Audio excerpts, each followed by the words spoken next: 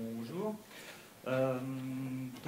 Stéphane Cotin, je représente Excel, je suis quelqu'un qui conçoit et orchestre des infrastructures.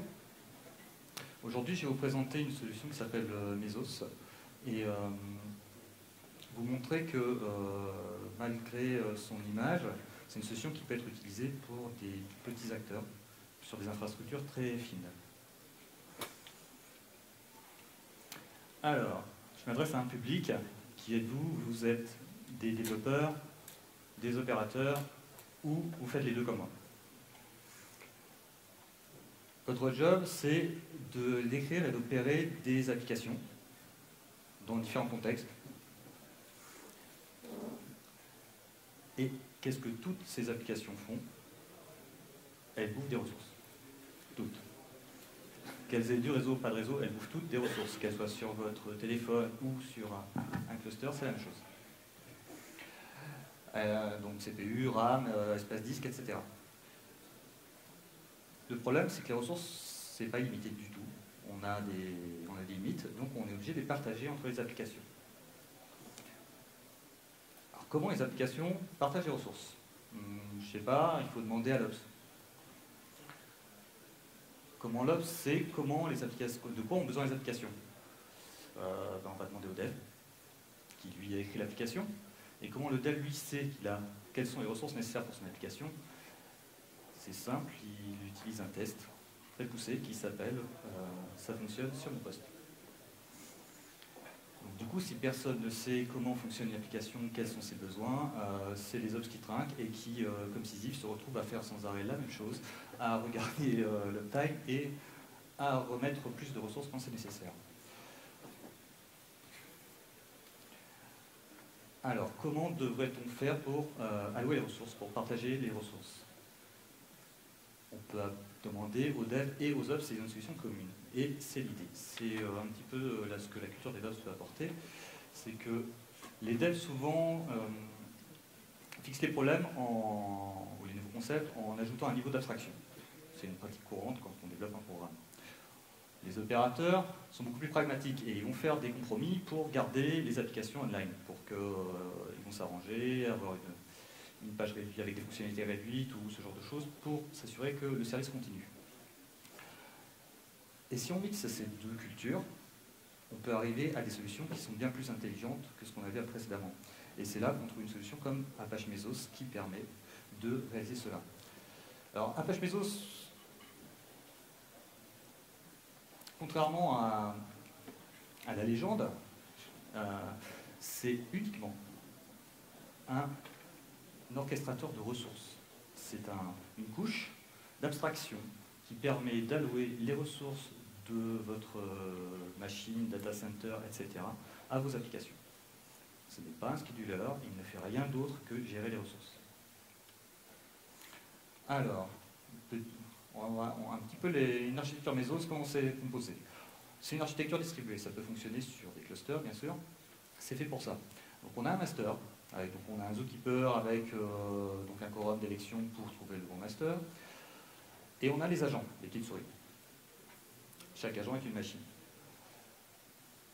On a la notion de framework, qui est une notion d'application au sens Mesos. Ce framework est composé en deux parties, le scheduler et l'exécuteur. Et enfin, on a la notion de tâche qui correspond peu ou prou au programme que vous voulez exécuter.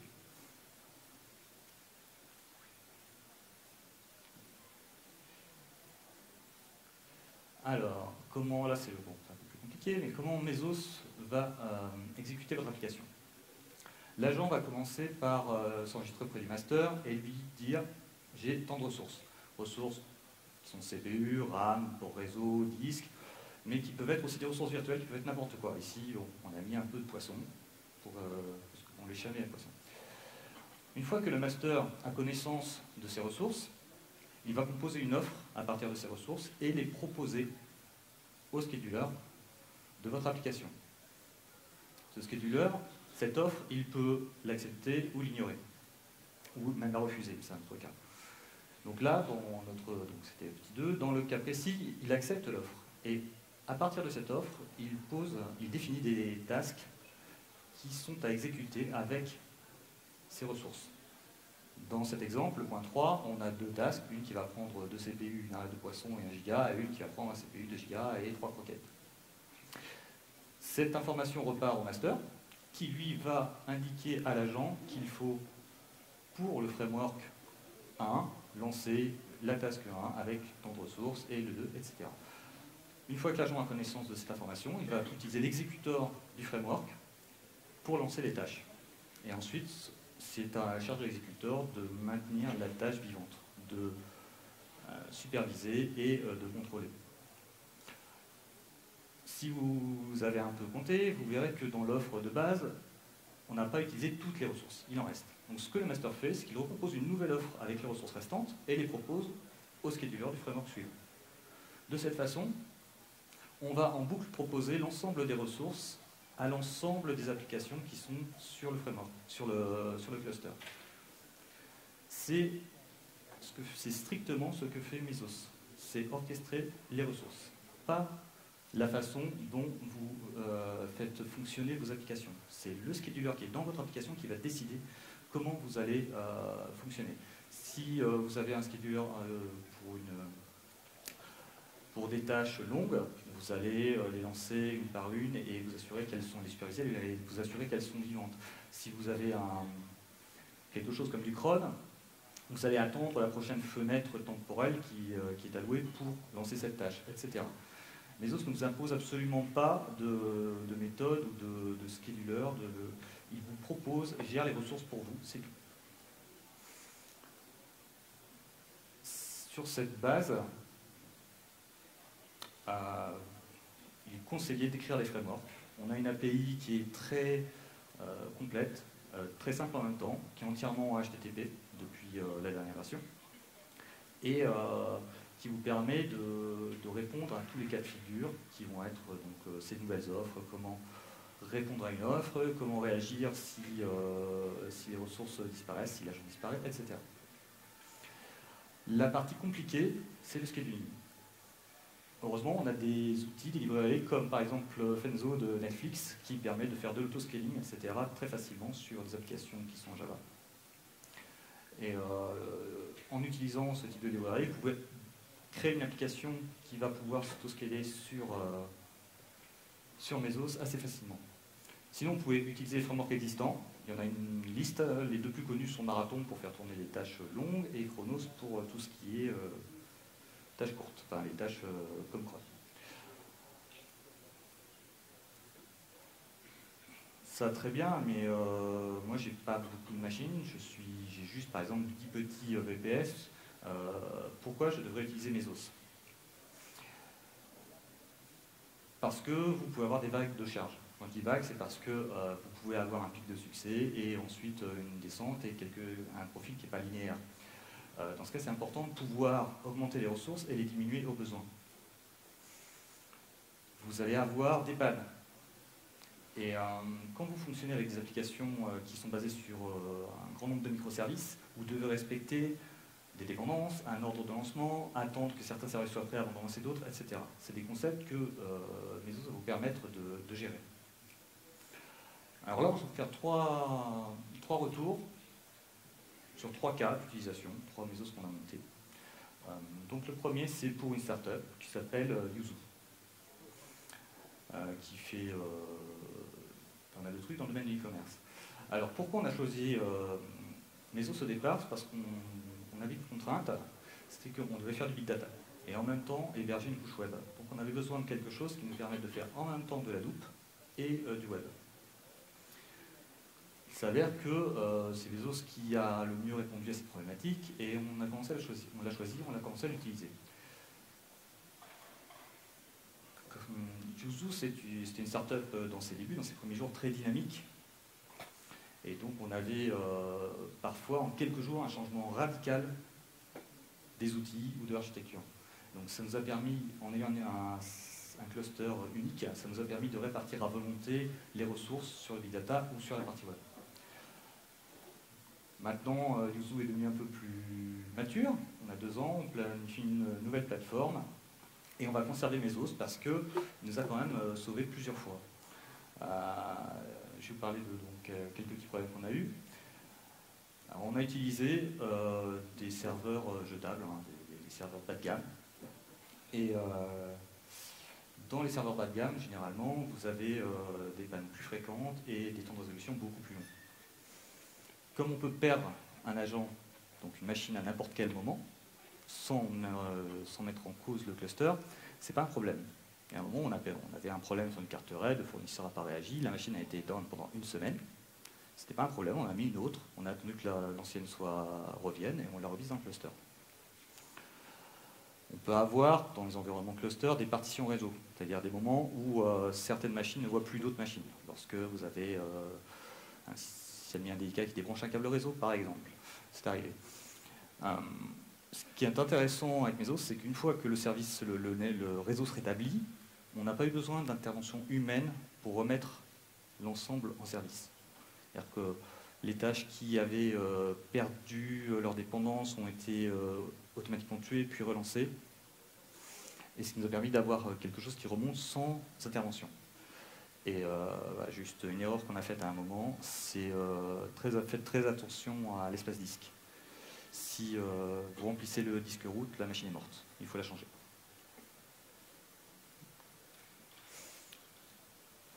Alors, deuxième cas, une très petite équipe. Très petite équipe, c'est un studio web parisien. Les studios web en général, vous n'avez pas de développeurs seniors ou d'ops super expérimentés. Vous avez juste des profils qui connaissent très bien les couches web, qui savent faire de l'intégration, du graphisme, du SEO, plein de choses, mais qui ne sont pas vraiment des opérateurs de serveurs ou des développeurs à part entière. Des développeurs très expérimentés. Ils travaillent toujours sur plein de projets en même temps, plein de petits projets, donc on a besoin d'avoir un workflow très dynamique et ils n'ont souvent pas les fonds pour se payer des bons serveurs quand ils sont obligés de travailler avec les fournisseurs de low-cost qu'on connaît tous. Donc le premier truc on sort un petit peu de Mesos, c'est juste pour vous ramener sur les concepts de base qui amènent à ça. Donc ils ne connaissaient rien du tout. Ils étaient partagés sur un compte FTP, sur les mêmes fichiers. Donc on a commencé à leur amener Git et Gitflow pour leur apprendre à mieux gérer leurs sources. Donc ils étaient contents, il n'y avait plus de travail écrasé par les uns par les autres et de conflits. On a calmé quelques conflits internes.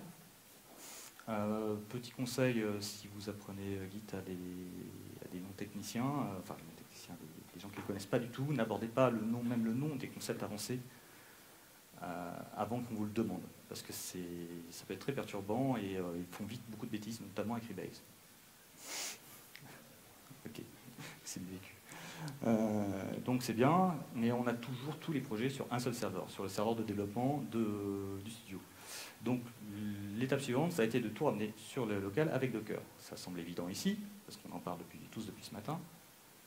Mais il y a des prérequis. Le premier prérequis, c'est d'avoir un accès file system qui soit acceptable. Parce que ça rame sur mon pote, ça va plus vite sur le serveur de dev, c'était pas acceptable. Ça ne pouvait pas passer pour qu'on fasse adopter cette solution. Donc il a fallu qu'on cherche un petit peu, on a utilisé Vagrant, Parallels, après Docker Machine avec VirtualBox, avec une couche qui permet d'utiliser le NFS, on était sur des Mac. Parce que le Docker Mark natif, qui est par ailleurs très bien, est encore trop lent pour les accès fichiers. Ensuite, il a fallu, comme on n'a pas affaire à des gens qui sont très expérimentés en développement, il a fallu leur préparer des images de base pour qu'ils puissent utiliser l'application qu'ils connaissaient, typiquement Drupal 7, Symfony, WordPress, etc. Donc, dockeriser la plupart des applications récentes, c'est assez simple. Au final. Par exemple, Drupal 7 et Symfony, c'est des choses qu'on a pu leur mettre en place rapidement. Des applications plus vieilles, notamment WordPress, c'est infernal. Parce que WordPress stocke des données sérialisées en base qui contiennent l'URL du site, donc vous ne pouvez pas porter facilement WordPress entre un environnement de développement, de testing et de production. Vous êtes bloqué. Donc la seule solution qu'on a trouvée, ça a été de modifier le fichier TCOS pour pouvoir avoir une base qui soit un peu portable parce qu'on conservait la même URL. Donc en fonction des applications, donc WordPress, voilà, vous savez ce que j'en pense.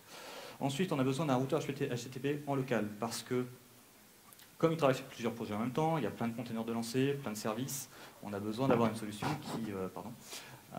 qui permet de router le trafic externe sur le bon conteneur. On a utilisé d'abord DockerGen, qui était une solution qu'on a, mais ensuite on a une meilleure solution qui s'appelait Interlock. Enfin meilleure parce qu'elle utilise les labels Docker, donc on n'avait pas besoin de polluer l'environnement de l'application, c'était plutôt intéressant. Donc on a continué d'utiliser ça. Maintenant, on aimerait bien voir apparaître dans Docker pour Mac aussi vite que possible une solution de routing native.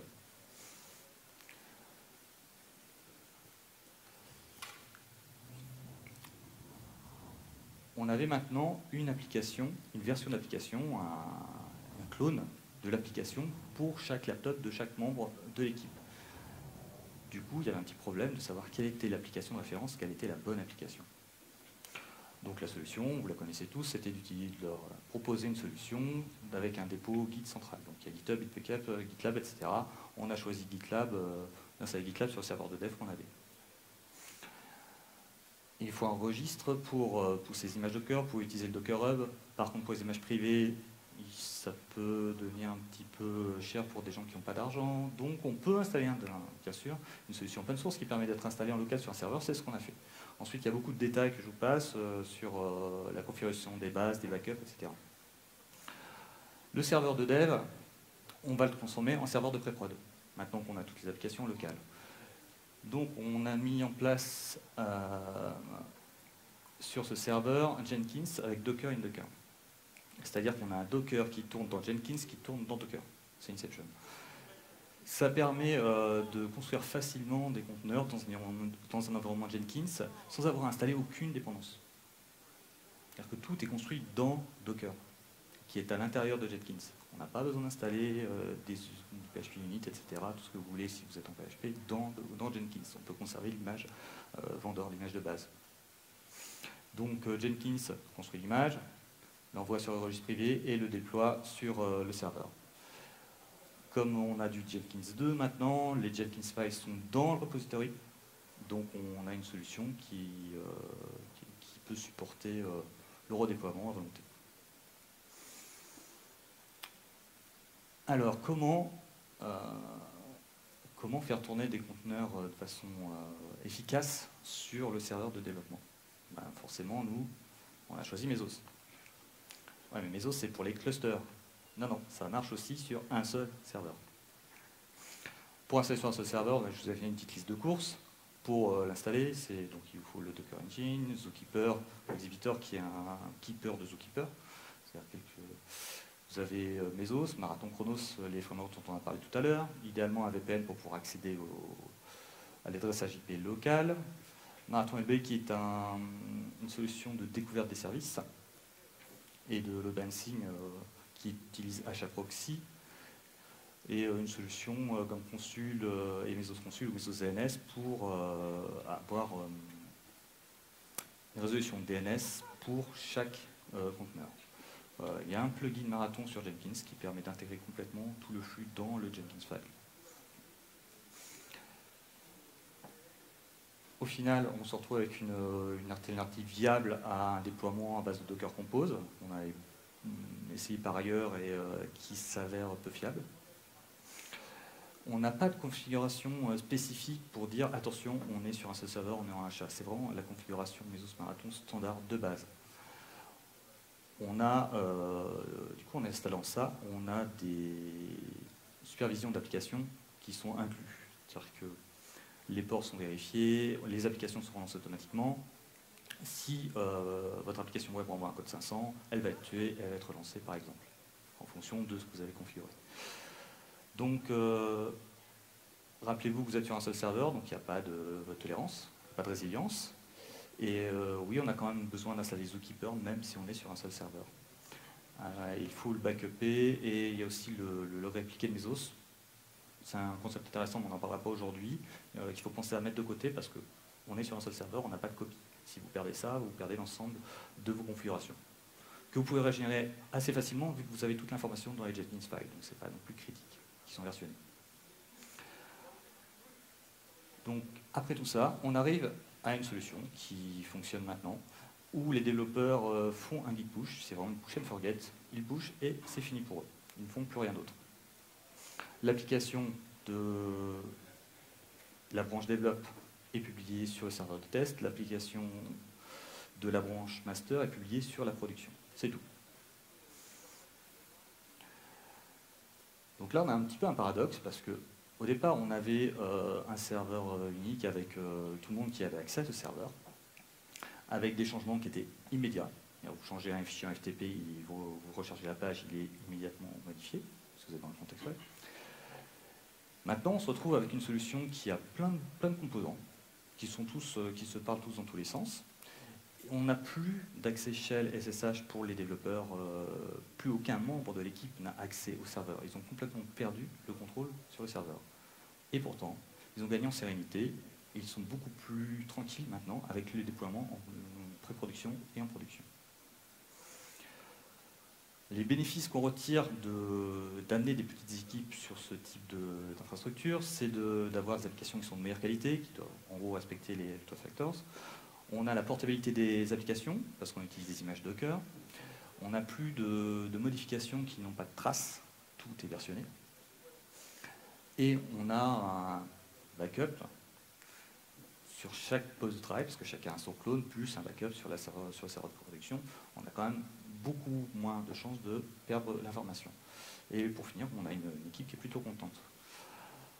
Dernier cas, un peu plus rapide, on travaille avec Arte Studio Lab, qui est la division un peu lab recherche de Arte TV, et qui est une team dédiée de développeurs seniors Java.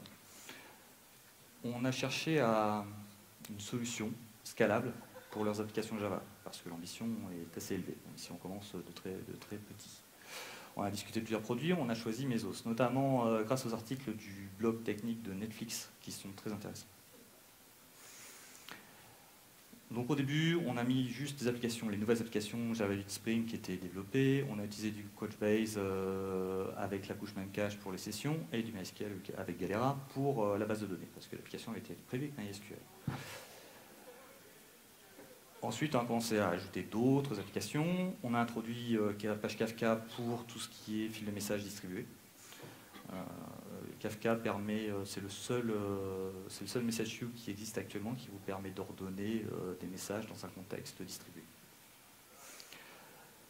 On a Jenkins en Docker in Docker, Elasticsearch, et on se retrouve maintenant à une situation où on a des applications critiques qui sont gérées par cette plateforme.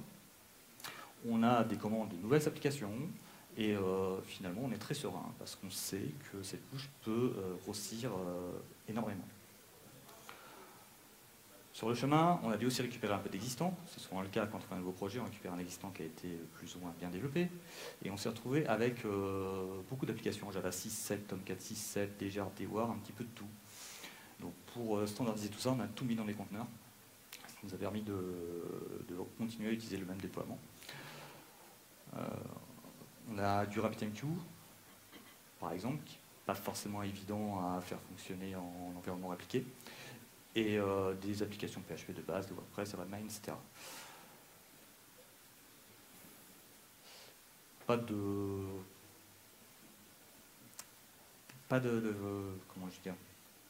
difficulté particulière. On a maintenant toutes ces applications qui fonctionnent sur le même cluster, sur les mêmes ressources, les mêmes machines, et on n'a aucun problème de voisinage. Oups.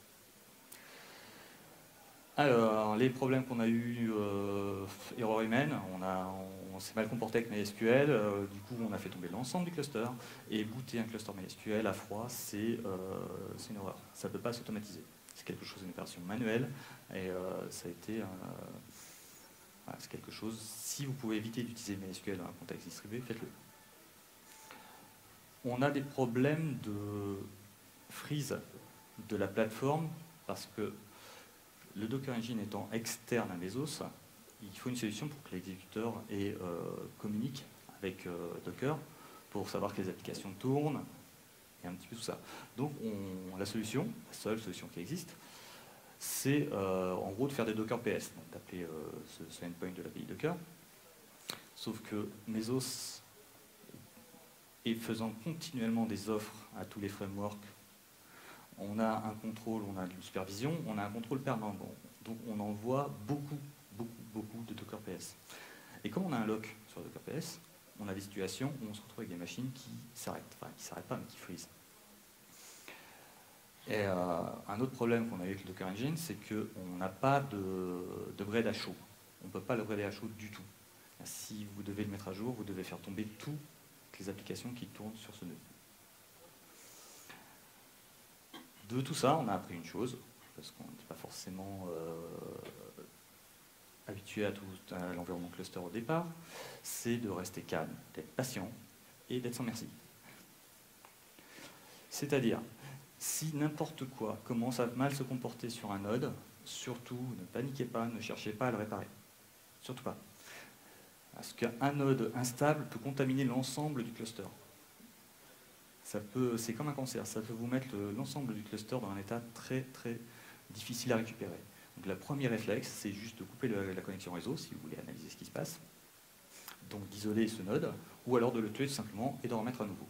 Parce que le setup d'un nouvel agent, ou le restart juste d'un serveur, parce qu'il y avait juste eu un petit problème, il fallait le redémarrer, c'est beaucoup plus rapide et moins douloureux que d'essayer de corriger des données qui ont été corrompues par vous ne savez pas quoi. Donc vous avez énormément de composants qui tournent en même temps. Dans le contexte distribué, ça a déjà été dit aujourd'hui, mais le monitoring, ce n'est pas une option. Il faut absolument avoir un monitoring avancé. Les outils qu'on utilise, on a Cloudflare qui a sorti un outil qui s'appelle Complainer, qui est super parce qu'il écoute Mesos et il vous envoie un ticket sur Sentry dès que vous avez une application qui meurt, avec les liens vers ses logs, etc. Ça vous permet de distribuer à toutes les équipes dont vous avez besoin l'information et de réagir très vite. Sachant qu'entre-temps, la tâche qui a été tuée a été relancée par votre framework, etc. Ça vous permet quand même de suivre un petit peu ce qui se passe. C'est pas mal, c'est très bien, on l'utilise beaucoup. Il y a beaucoup de librairies pour beaucoup de langages, donc c'est plutôt un conseil de l'utiliser, parce que ça vous permet de centraliser, de distribuer tout ce qui va être production d'erreurs. On utilise maintenant Prometheus pour tout ce qui est métrique système, au sens large, métrique système machine, MySQL, Mesos, etc. Et c'est tout un intégré, c'est plus ou moins intégré quand même, jusqu'au stockage, en passant par la génération d'alertes. Et on a Grafana, qui est un dashboard qui permet de se mettre devant Prometheus pour voir un petit peu ce qui se passe. Donc maintenant, on est alerté si une application commence à consommer plus de 80% de la RAM qui lui est allouée, on est alerté, on peut réagir, avant de se retrouver dans une situation où on va avoir des applications qui sont trop chargées. Pour la collection des logs et le processing, on a une stack à base de Fluentd, Kafka, parce qu'on veut distribuer, on ne va pas perdre les messages. On utilise Riemann, qui est un outil qui vous permet de parser, de faire de l'alerting vraiment en temps réel. Si vous avez besoin de temps réel, le vrai temps réel, vous pouvez utiliser Riemann sur les flux, c'est vraiment performant. On a Elasticsearch, Kibana pour suivre les logs. Alors, quand on met à jour Mesos, on met à jour les masters d'abord, après les agents. Les masters peuvent être stoppés, mis à jour, restartés, ça ne coupe rien. Les agents, pareil. Mais comment ça marche? Alors, il y a une réconciliation. Quand les agents et les applications s'enregistrent auprès du master, il y a un ID qui leur est attribué, et l'exécuteur qui lance votre tâche, lui, il est au courant de ses ID. Il connaît son agent, il connaît son framework. Ça signifie que quand un framework quand un agent est relancé, il y a une phase de réconciliation où on peut relier l'agent avec le bon framework et la bonne task. On peut remettre tout ça en route sans stopper quoi que ce soit. On a également des preventives de maintenance, c'est-à-dire que vous pouvez déclarer un node en maintenance, il n'y aura plus d'offres pour lui, vous pouvez prévoir la maintenance pour dire que ce sera dans la nuit qu'on va arrêter de lui envoyer des offres, par exemple. Vous avez des solutions pour faire des offres inverses, c'est-à-dire demander à l'application de rendre les ressources qui ont été allouées. Donc à elle ensuite de décider avec son scheduling. Ce n'est pas Mesos qui décide, c'est l'application, c'est le scheduler du framework qui va décider comment mettre fin, comment migrer les tasks sur d'autres agents. Ça vous permet, à partir de, pas sur une seule machine forcément, mais à partir de 3 machines, de de faire une mise à jour réseau, de faire une mise à jour de kernel ou de hardware assez sans downtime, sans grosse difficulté, sans stress. Petite histoire de Mesos rapidement. Mesos, c'est un projet de thèse, de doctorat de l'université de Berkeley, qui était sorti en 2009. C'est rentré dans l'incubateur Apache en 2010, ce qui veut dire que c'est une solution libre qui restera libre et ouverte. En 2013, un des thésards a créé une start-up qui s'appelle Mesosphere, qui offre des services commerciaux par-dessus Mesos. Et maintenant, 2015, enfin maintenant, avant 2015, on se retrouve avec Mesos qui fournit la couche d'abstraction ressources pour Apple, l'application Siri de votre iPhone, c'est Mesos qui est derrière, Netflix, c'est Mesos qui est derrière, Airbnb, Twitter, PayPal, Uber, etc. En gros, à peu près tout le monde sur Google, Microsoft, je pense. Donc vous avez une URL avec, vous verrez un petit peu la liste, elle est très longue et il y a beaucoup de monde. En 2016, c'est la sortie de la version 1. Après 7 ans de développement, c'est la solution d'orchestration de ressources libre la plus mature. Et en 2017, c'est vous qui allez commencer à utiliser Mesos parce qu'une fois qu'on connaît le produit, on comprend que ce n'est pas si complexe et que ça répond à beaucoup de problématiques de façon vraiment très intelligente. Dans la nouvelle version de Mesos, qu'est-ce qu'on a? On a les conteneurs unifiés. Ça veut dire que maintenant, on n'a plus besoin de Docker du tout. On n'a plus de Docker pour faire tourner les images Docker. C'est natif. Donc, plus de Docker PS qui fait les machines, plus rien. On a donc les images Docker et les images APPC, donc les images requêtes, qui sont supportées en natif. On supporte en natif le téléchargement sur les registres Docker. Ils ont été assez intelligents parce qu'ils sont restés connectés au monde Docker en utilisant les plugins pour les volumes. C'est-à-dire que tous les plugins de volume de stockage qui existent sur Docker, vous pouvez les utiliser avec Mesos. On utilise CNI pour les networks, donc vous avez plein d'autres solutions qui ont déjà été évoquées aujourd'hui qui sont compatibles. Vous pouvez maintenant allouer les processeurs graphiques, donc tout ce qui va être deep learning, minage, etc. Vous pouvez le faire. Et vos agents, juste depuis la version 1, vous pouvez avoir les agents sous Windows. Donc aussi orchestrer les ressources Windows et Linux en même temps. C'est juste que les agents qui sont sous Windows vont avoir un attribut Windows. Donc quand vous lancez votre task, vous allez lui dire « je veux que tu tournes sur un Windows ». Et il sera attribué sur un Windows. Votre cluster, il peut être composé d'agents Windows et Linux, c'est pas un problème. La couche de découverte est la même, la couche de routage est la même, ça ne change rien. Alors nous, on a mis à jour l'ensemble du parc, tous les clusters qu'on a mis en place, il y en a d'autres. Donc on n'a plus de... Voilà, l'upgrade. Donc l'upgrade se fait maintenant qu'on n'a plus de Docker pour nous bloquer les mises à jour, on fait toute l'upgrade à chaud. Donc on peut à tout moment mettre à jour les agents, les frameworks, etc. sans rien perdre. Parce que le framework, quand il est bien écrit, a aussi une réconciliation avec ses tâches. Donc votre application, vous pouvez la mettre à jour à chaud, sans perdre les tâches existantes. Grâce à la nouvelle couche des réseaux, on a une IP par conteneur, ce qui n'était pas le cas avant, où on avait un port en random qui était alloué. Maintenant, comme on a une IP par conteneur, on a les ports qui sont définis dans votre Dockerfile, par exemple, qui sont utilisés. Ce qui permet de rendre beaucoup plus simple la découverte par DNS, par exemple. On n'a pas besoin de faire une requête de service, on fait une requête AST toute simple et on obtient l'information. Comme on peut utiliser les volumes externes Docker, on n'a plus besoin d'avoir un cluster FS super long sur les nodes. On se garde le disque des agents pour les volumes temporaires, pour tout ce qui va être par exemple Elasticsearch, qui n'a pas besoin d'un volume partagé, il va pouvoir utiliser le SSD natif, qui est sur le bare metal.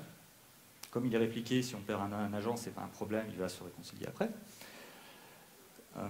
Et on a une Docker qui fonctionne, c'est-à-dire qu'on a toujours notre Jenkins qui fait tourner un Mesos à l'intérieur d'une image qui est lancée, qui lance un Docker à l'intérieur d'une image qui est lancée par Mesos, sans qu'il y ait Docker d'installer du tout sur les agents.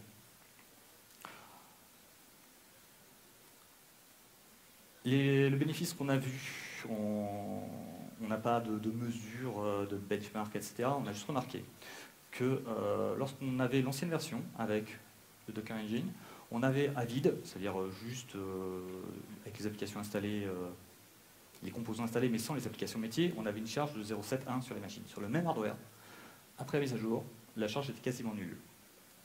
On a des machines qui sont beaucoup plus réactives. Parce qu'il y a un payload, quelque chose, une charge de base qu'on n'a pas encore identifiée, mais finalement, maintenant on s'en moque un peu, vu qu'on est passé en version 1, qui est négligeable. Ça permet d'envisager d'utiliser des hardwares très petits pour faire tourner ce type de cluster.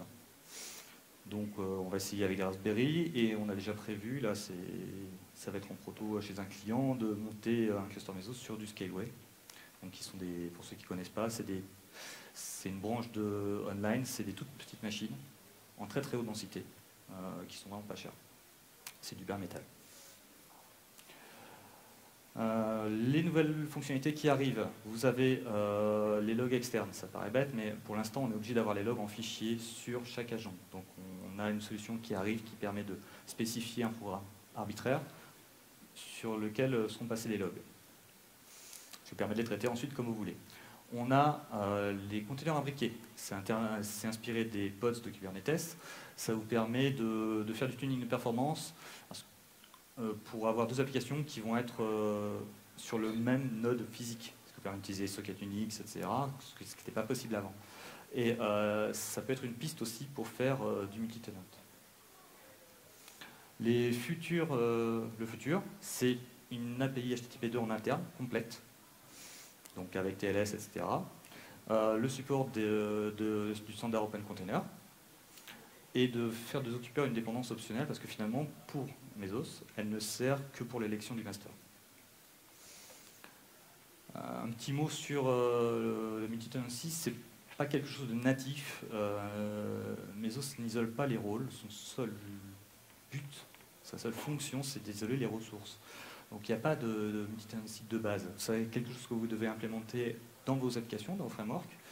Vous pouvez étendre un framework, par exemple pour Marathon, on utilise les plugins d'authentification, d'autorisation qui nous permettent d'avoir une instance de Marathon qu'on partage. Et vous pouvez utiliser des modules dans Mesos qui permettent de gérer au niveau de Mesos cette frontière. Alors, petite digression, je ne sais pas si vous connaissez un livre de science-fiction des années 90 qui s'appelle La Cité des permutants. Et si vous connaissez, si je vous dis que si je parle des offres révocables de Mesos, parce que en plus de ce qu'on a vu, Mesos est capable de faire du surbooking. C'est-à-dire qu'il y a un module d'allocation à l'intérieur des masters qui est capable de voir que les ressources que vous avez allouées, il n'y en a qu'une partie qui a été utilisée. Et donc cette autre partie, il en fait une offre révocable, que des frameworks révocables peuvent utiliser. Mais ces ressources vont être prises à tout moment si c'est nécessaire. Donc, pour ceux qui ont lu le livre, ça permet d'imaginer ce fameux réseau dont on parle à l'intérieur. Je ne vous en dis pas plus, lisez-le, c'est marrant. Voilà, maintenant, c'est un projet open source. Vous pouvez faire des frameworks, vous pouvez faire de la documentation, faire plein de choses. C'est un projet vraiment très, très, très bien écrit, très bien pensé, qui mérite qu'on contribue et qu'on lui apporte son soutien. Voilà, merci. Juste pour information, je ne suis pas du tout affilié à Mesos ou à la Fondation Apache. Je suis juste un utilisateur conquis. Voilà, merci.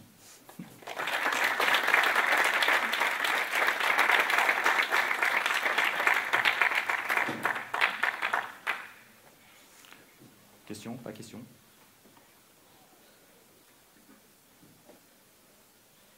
Micro, pas micro? Pas micro? Question?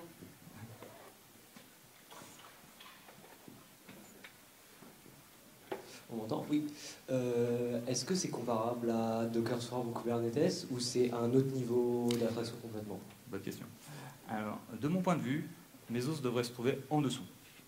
Parce que sa seule mission, c'est d'abstraire les ressources.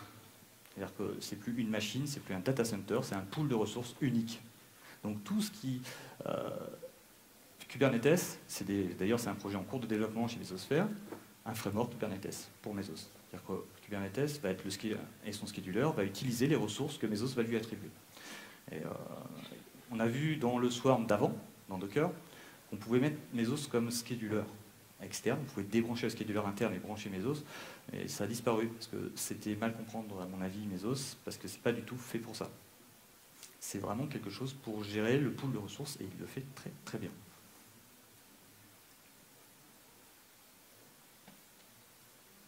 Ouais. Si je comprends bien, sur une machine de dev, il n'y en a pas besoin, c'est tout en prod. Ou alors, quand même, ça peut être utile sur une machine de dev. Ça peut être. Alors, est-ce que ça peut être utile sur une machine de dev? Sur une machine de dev, si on développe un framework Mesos, oui. Là, il y a un projet qui s'appelle Mini Mesos, je n'en ai pas parlé, mais qui permet de lancer des conteneurs vagrants, etc., pour avoir un mini Mesos dans un comportement type cluster sur votre machine de dev pour pouvoir développer et tester les frameworks. On a vu aussi avec, sur la presse d'avant, avec Rancher, qu'on peut lancer un Mesos dans un Rancher ou dans un Docker. Ce n'est pas conseillé en production, mais sur une machine de développement, c'est tout à fait faisable.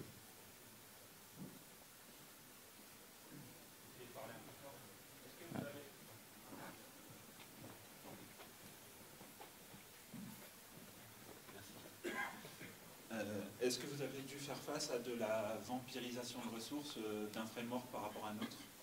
Non. Et du coup, vous n'avez pas mis en place de policy particulière pour ça? On n'a pas eu, non, à ce jour, on n'a pas eu ce type de comportement. C'est quelque chose qui peut arriver sur des très grosses charges.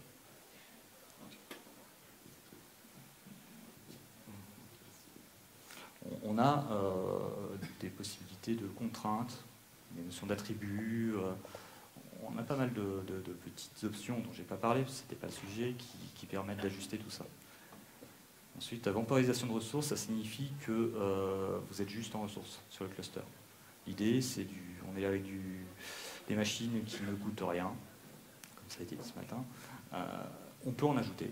C'est très rapide. Provisionner un agent, c'est très rapide. C'est du bare metal, une application Java qu'on lance, c'est vraiment très très rapide. Il faut plutôt essayer d'instancier plus de machines que nécessaire pour prévoir, c'est du capacity planning, c'est tout. Je pense que Twitter ou Netflix ont été confrontés à ce type de problème, mais il va vous falloir très très longtemps avant que ça arrive.